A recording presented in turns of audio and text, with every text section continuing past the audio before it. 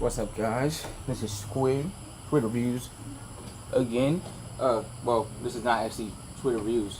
Funny enough, I thought about making this video when I was actually doing the review for Spider-Man Homecoming, which we just released, I think, 2 days ago.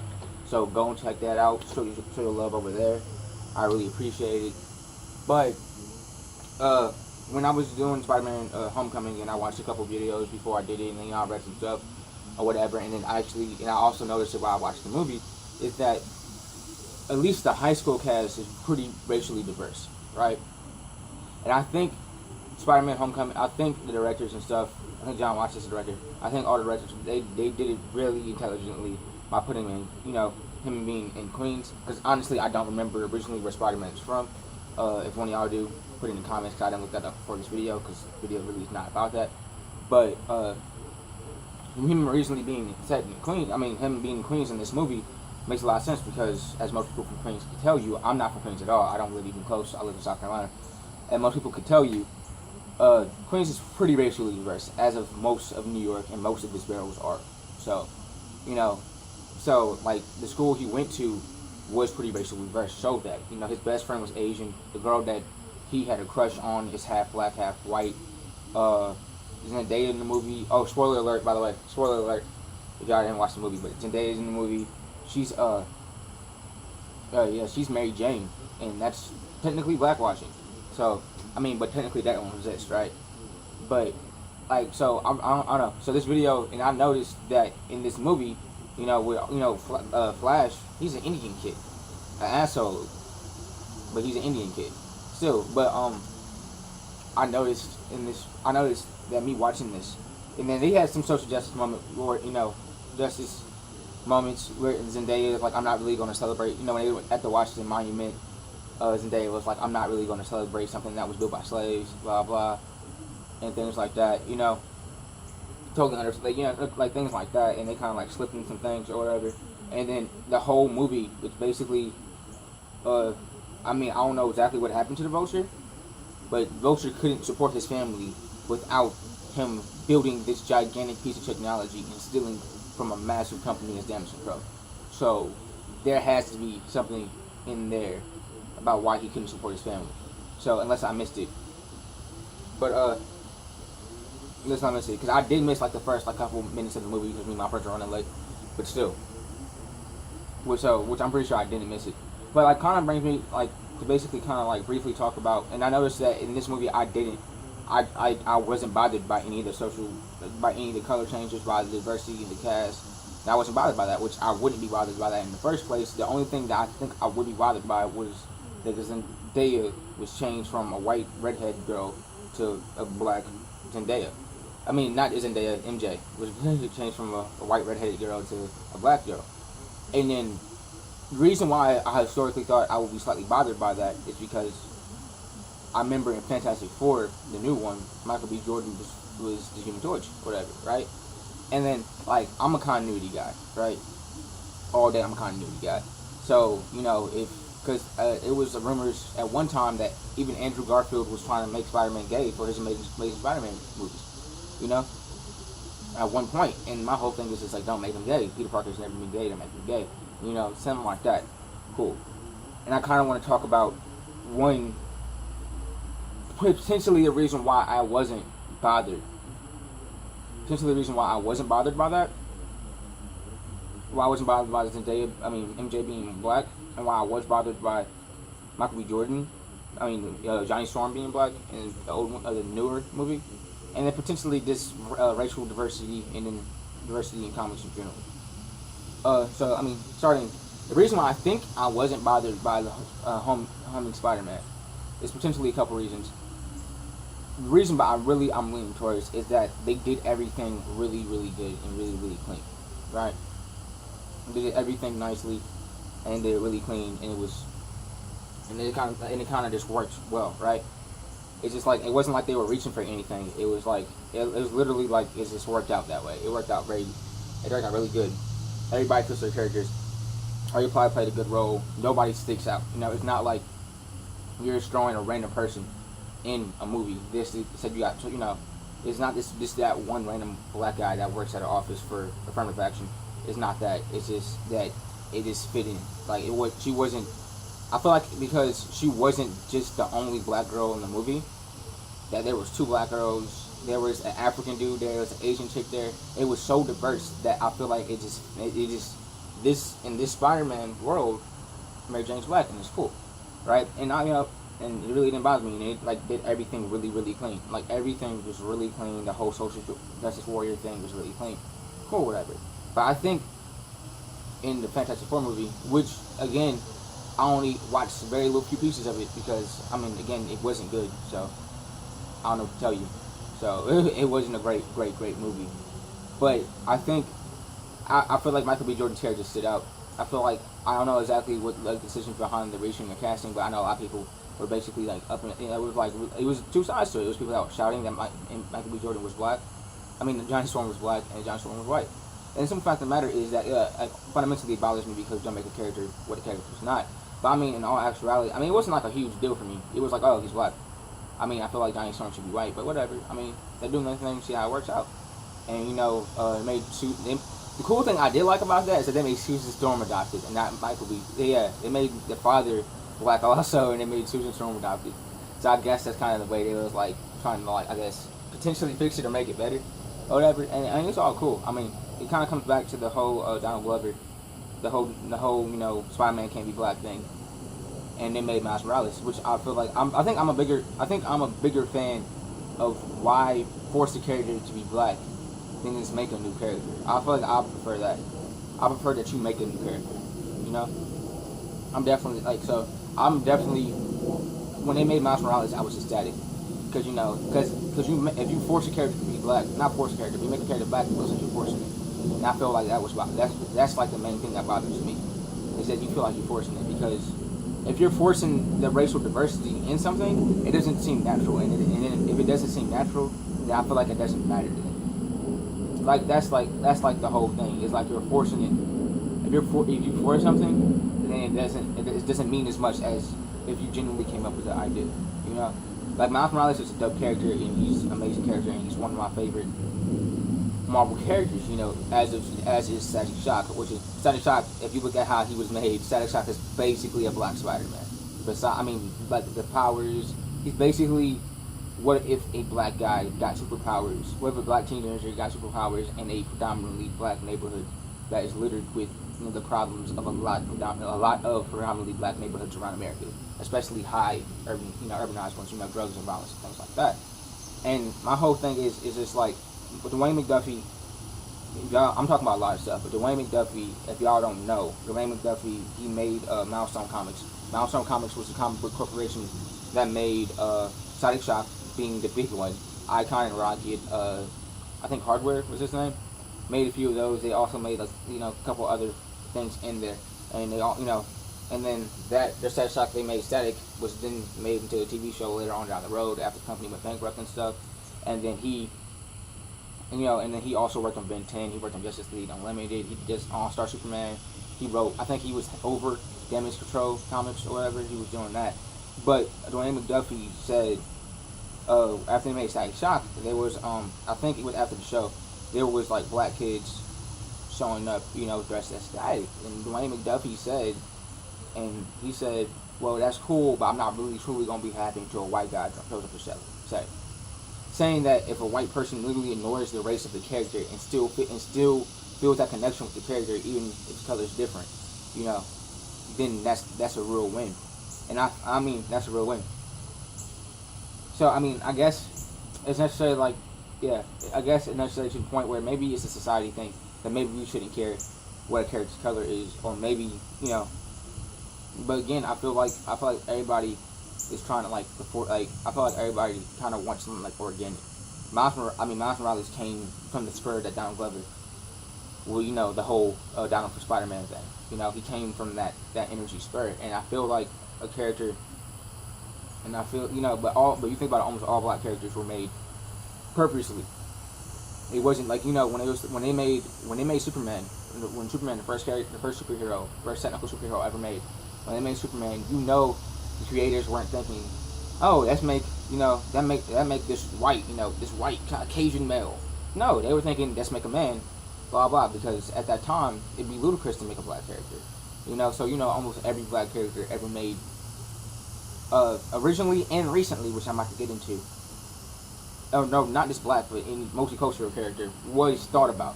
When they thought about that character, when they thought about Luke Cage, when they thought about Black Panther, when they thought about John Stewart, they thought about Falcon. It's like, oh, let's give him a black sidekick, or let's make a black guy that has super strength and impenetrable skin to make a comic for him. They thought about this, and that's kind of how the world is. I don't know if you should be mad about it or not, but that's kind of how the world is. It's just how race works. Even think about this: X-Men. The X-Men were made. Yeah, the X-Men were originally made and inspired by the civil rights movement.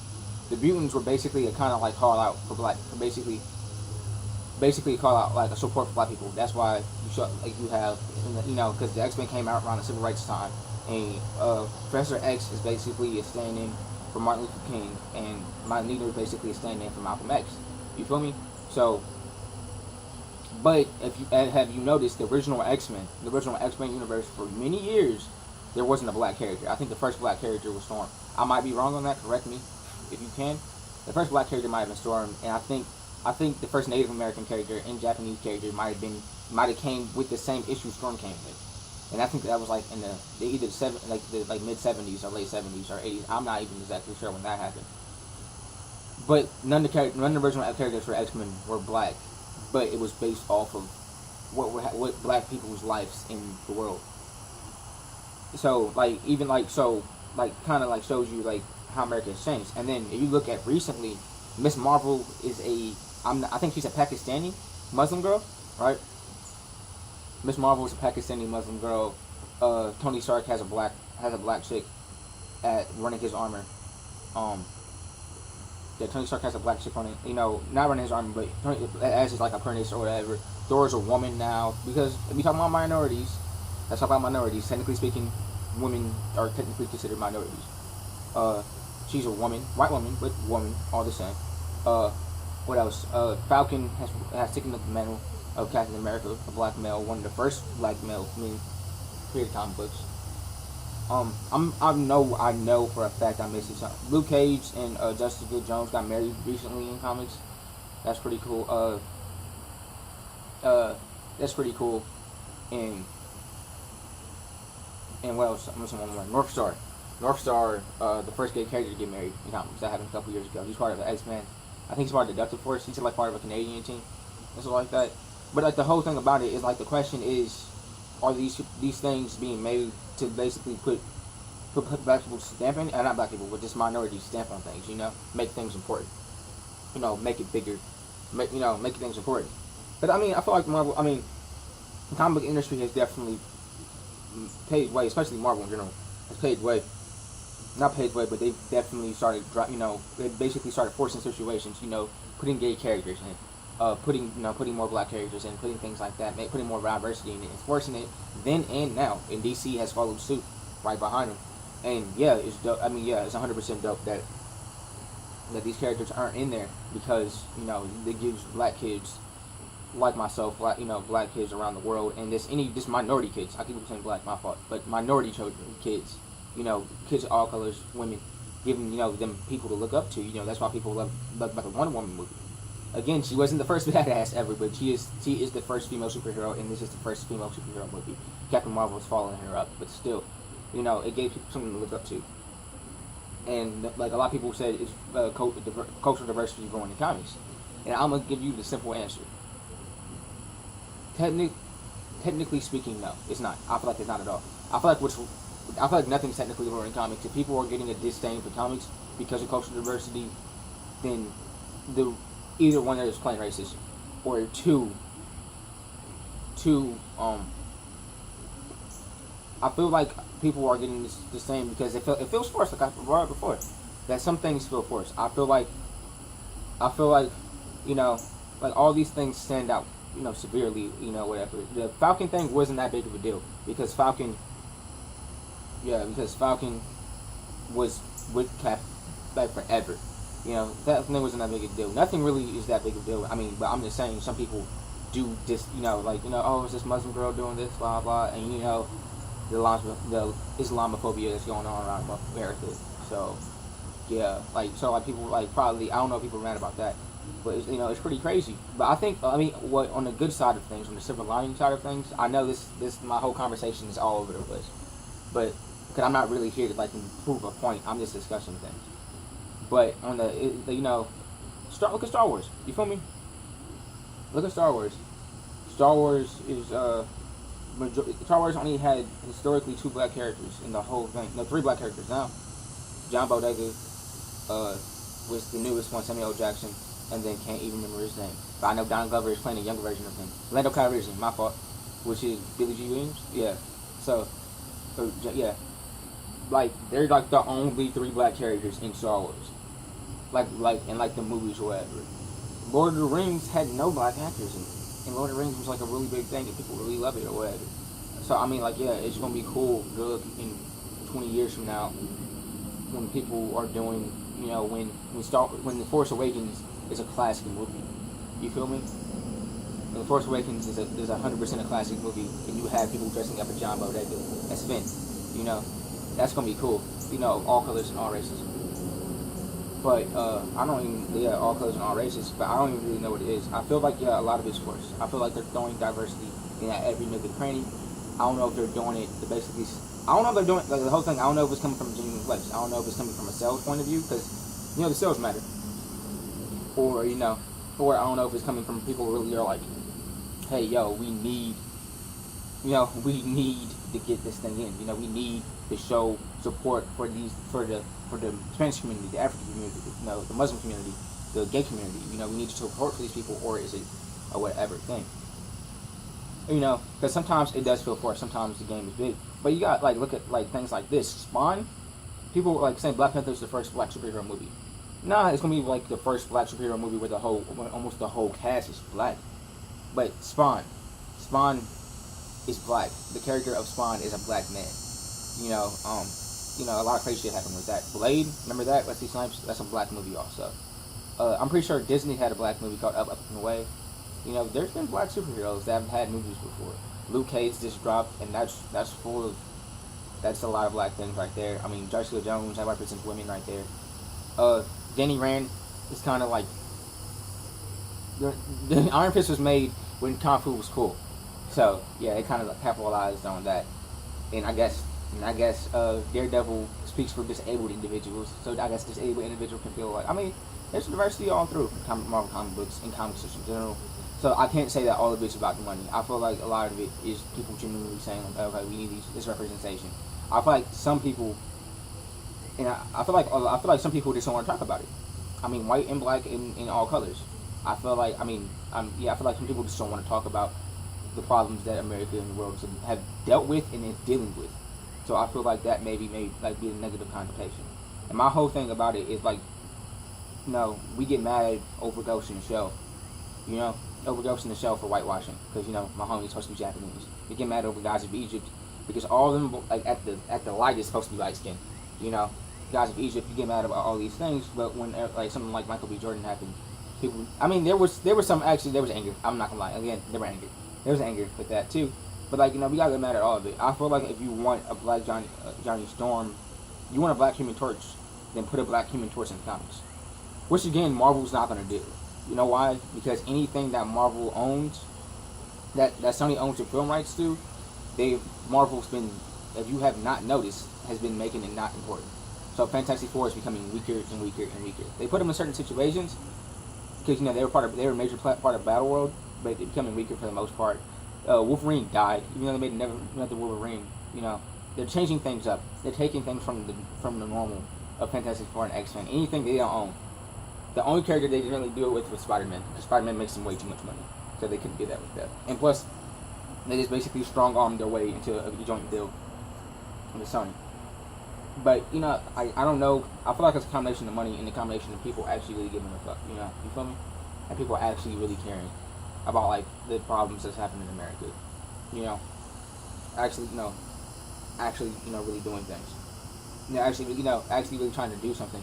Because simple fact of the matter, they're only going to stretch so far to try to fix a problem, I guess. And but making a Luke Cage, because that's black exploitation, 100%. That's like the whole thing that happened with Dynamite, Black Dynamite, and all that. that's Black exploitation 100%ly, but still, like that gave, I know for a fact, my father talks about Luke Cage, Power Man, all the time. It's like the first black character. My dad was born in '65.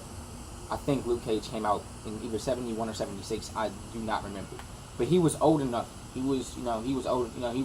He was growing. He was discovering the world. He was looking at the world. He was seeing what's happening in his world, and he can look down and see this black man doing business. Beating up criminals and doing his thing. Same thing. I mean, even same thing for Wonder Woman, man. Those women, whenever Wonder Woman was created, which I'm pretty sure was the 40s or late 30s. No, I'm pretty sure it was the 40s. Yeah, it was the 40s that Wonder Woman was created. These girls, these women getting empowered by that. And then all the, and I'm pretty sure, I mean, funny enough, OliveGrummer, on the channel that you're watching this video on, my homie OliveGrummer is Lebanese American, right? That's the big Lebanese American. Both his parents are from Lebanon. The only reason I'm saying this because it's hurting to my conversation. So don't get mad at me, OliveGrummer. Or Lebanese American.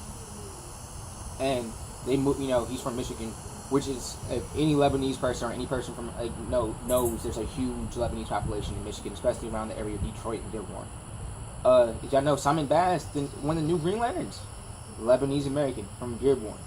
So so like things like that, my homie's and OliveGrummer is a huge Green Lantern fan. So that's like, that's probably big to him in some way. Like you gotta find it. And then like Black Panther. So like these characters definitely do matter, and and definitely changing. So maybe changing Human Torch to Michael B. Jordan playing Human Torch, maybe that did help some people out. But I'm saying, instead of forcing a character that's been previously established as a white male, make a new character then. Which Marvel has been doing. Make a new character. But that was an actor choice, because honestly, I love Michael B. Jordan. He's a dope actor. I really do love him. So he's a really dope actor. I loved him in Creed. I loved him in The Opera Moment. Love another movie, Fruitvale Station. Love him in that. If you haven't watched that movie, watch it. This is like the first hard thing I ever talked about on this channel. I don't even know how long this video is, because I'm just rambling on. But I mean, I feel like Spider-Man: Homecoming might have changed my perspective slightly on the whole making a character black or white. Depending on what actor plays them, blackwashing or whitewashing them. I feel like if the movie plays smooth and it fits the movie really well, and it doesn't feel forced, then do what you got to do. But it worked out perfectly, Spider-Man: Homecoming. But I feel like that's not the case for most other movies. So I don't even know how I'm gonna title this video. I don't even know how this is gonna work out. But I mean, just don't ignore the awkward conversation. That's the only thing I can leave you with. Okay? Because if anybody knows me, knows for damn sure I don't. So this is Squid. I guess this is called Squid Talks. I don't know what we're gonna call this or name this, but this is Squid. In the honor of my man, Dr. Animal, and OliveGrummer. Peace.